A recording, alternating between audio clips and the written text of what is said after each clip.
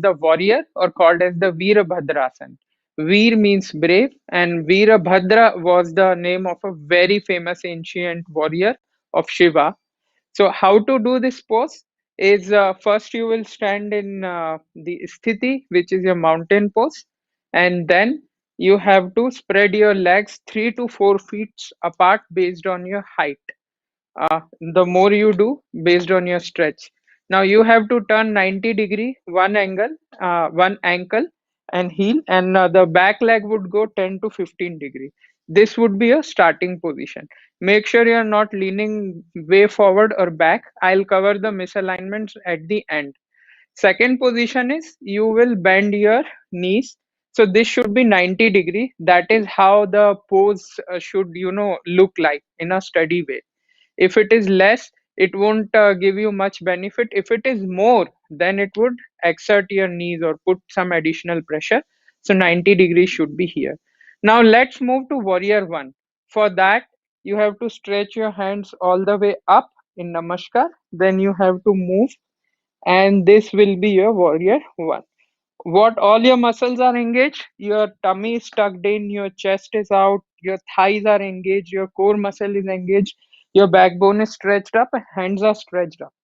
So this will work on the entire body. So this is warrior one.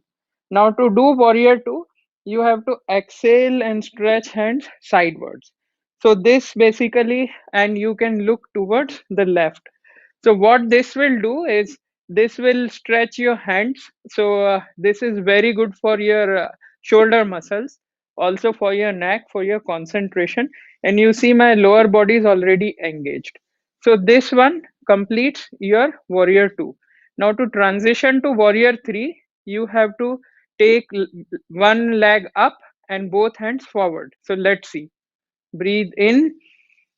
Take both hands forward, gently shift your weight, and then you can balance.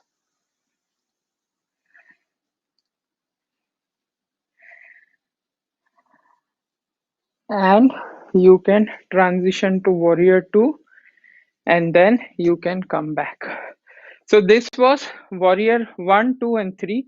You have to do same thing on both legs. So quickly see this here.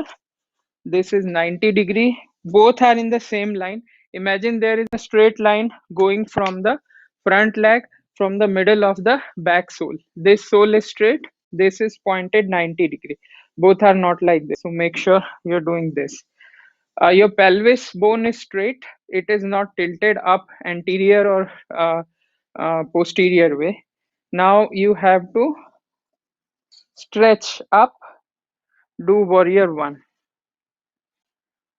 Then you can do warrior 2, and then gradually you have to come by doing this warrior 3.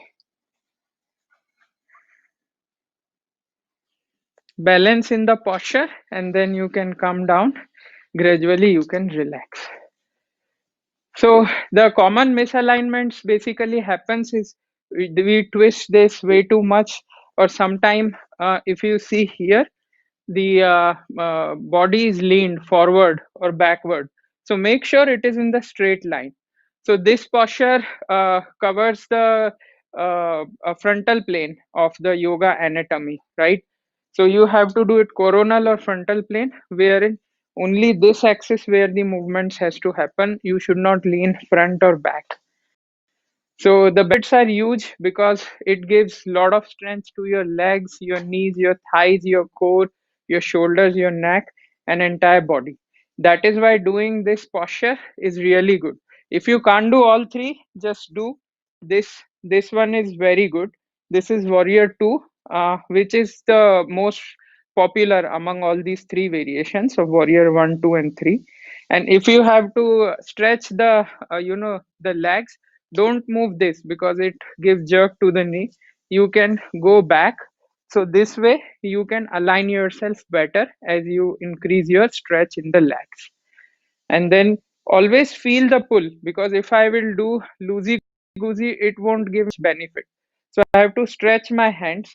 That will give me sweat, will burn my calories, and that's how the strength would be gained. loosey goosey won't do any benefit. So this is how they should be done. The people who have arthritis, they should avoid it, or they should do the small variation, like don't go way too much far ahead. So that would exert less pressure, so they can do gentle. So let's listen to the story of Veerabhadrasana, which is warrior pose. So the first yogi was Shiva, and Sati and Shiva were in love, but Sati's father did not like Shiva much. So he did not invite him to a social gathering, and Sati felt really bad. So she burnt herself in fire.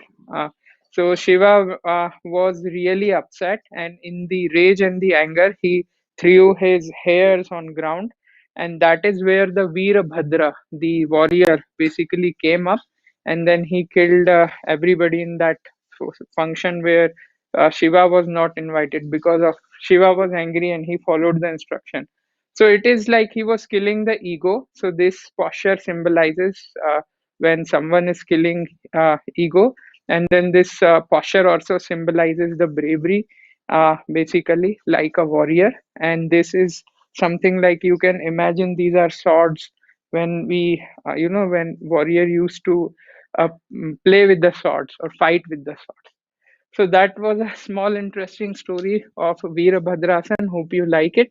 My name is Prem Aseem Jain. I am a certified yoga instructor. I have a online yoga studio. So please visit my studio, join my YouTube channel, and see you later. Namaste.